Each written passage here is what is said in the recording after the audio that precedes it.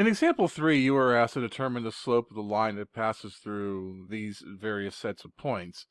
Now, the only thing you have to remember, I mean, there's a formula for it that has the y2 minus y1 over x2 minus x1, but all those subscripts are telling you, because those designations are arbitrary, is that whichever y-coordinate you use first in the numerator, you should be using the same x-coordinate first in the denominator. So for instance, one way of calculating the slope for this first set is to do the 19 minus 1 in the numerator. So you took the y-coordinates in this order, you're going to do the x-coordinates in the same order, so you're going to have 8 minus 4. This would give you an 18 over 4, which is 9 halves. If you want to write that as a decimal of 4.5, you can. It really depends on the context of the problem. But a lot of times we like to prefer with slope having a fraction form for knowing a good rise and run to use. That doesn't mean that you couldn't have calculated the slope by doing it the other way around, having this 1 come first, then the 19.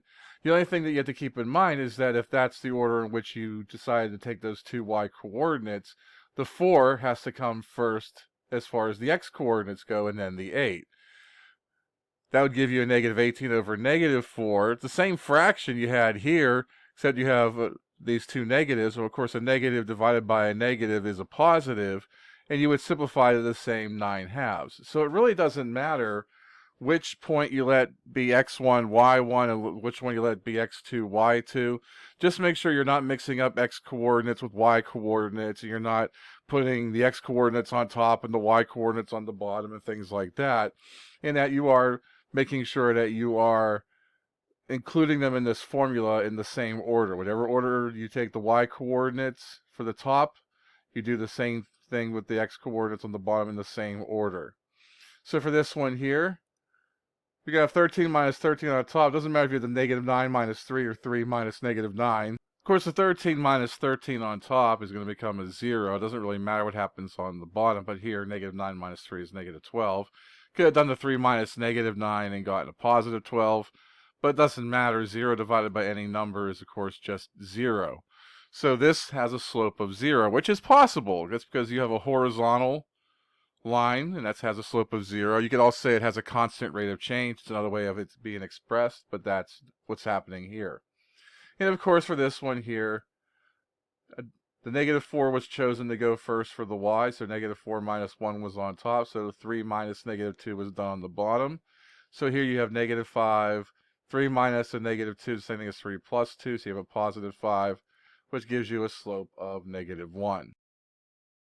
Here, it's kind of asking the same type of question, except now you're told what the slope is, and you're asked to find a missing coordinate in each one of these circumstances. So, again, you have the slope being negative 2/3. You know you have one point at negative 4, negative 5. The other one's at 2, comma, y. So, just setting this up, the two y-coordinates, subtract those. Y minus a negative 5 over 2 minus negative 4. That should be equal to negative 2/3.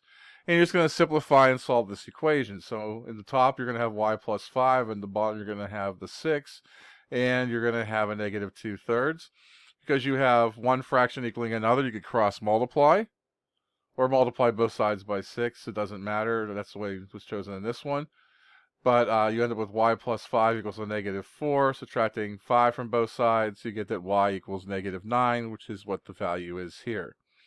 Likewise with this, you have 8 minus the negative 4 over x minus 5 equaling 4. Of course, 8 minus negative 4 is the same thing as 8 plus 4, or 12.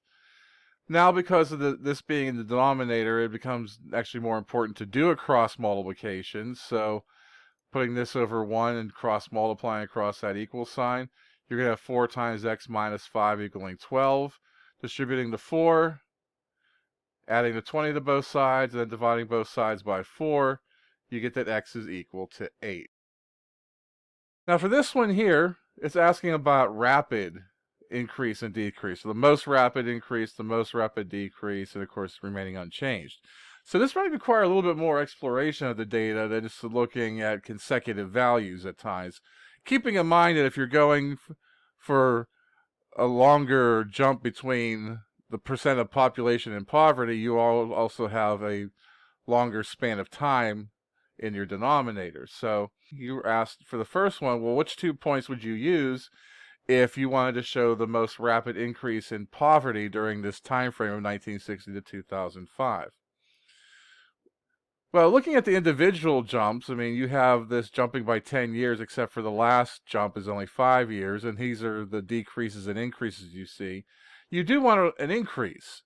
So you're looking for positive values here. And I do see a positive jump between here and here.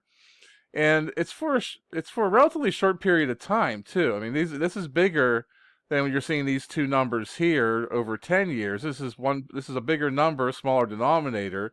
That gives me an idea that looking at this one here and looking at this here, that rate of change might be the one to go with. So you might want to see what goes on between 2000 and 2005. But let's look at some of the other increases. I mean, this one here, using these, that'd be 0.4 over 10, or a 0.04 change. That's still bigger. This would be a 0.5 over 10. That would be 0.05. This is still bigger. And if you look at the bigger jump here, going from 0.9 over the span of 20 years, that would give you a 0.045 rate of change. Those are really all the increases that you have. So you would have the points 2000 and 11.3 and 2005 and 12.6 to show that. Of course, poverty has remained unchanged, which basically means a rate of change of 0. Basically, as long as you have the same, or relatively the same values for your population, here 12.6 and 12.6, because that change is essentially nothing. I mean, you started 1970 with 12.6, you ended 2005 with 12.6. If you just compared those 2 years, there's no change. You would take these 2 points, 1970 12.6 and 2005 12.6. To show the most rapid decrease in poverty, you see there's some decreases going on here. However, looking from here to here consecutively, negative 9.6 over 10, that's going to give you a rate of decrease of negative 0.96. You see the negative 2.2 over 10. I'm not even going to explore that because obviously negative 9.6 over 10 is going to be more negative than negative 2.2 over 10. But the other thing I could possibly look at is, so well, going from 22.2 to 11.3 is a much bigger drop. However, you still have to deal with the fact that it's going over this 40-year span. So negative 10.9 over 40 would give you a rate of decrease of negative 0.2725. So if you wanted to show a rapid decrease in poverty, it would be these 2 consecutive years rather than these 2 non-consecutive years you'd want to use. So 1960, 22.2, and 1970, 12.6 is what you want to use. And so that is the end of this problem, and that is the end of this video. If you have any additional questions, please make sure to bring them up in class.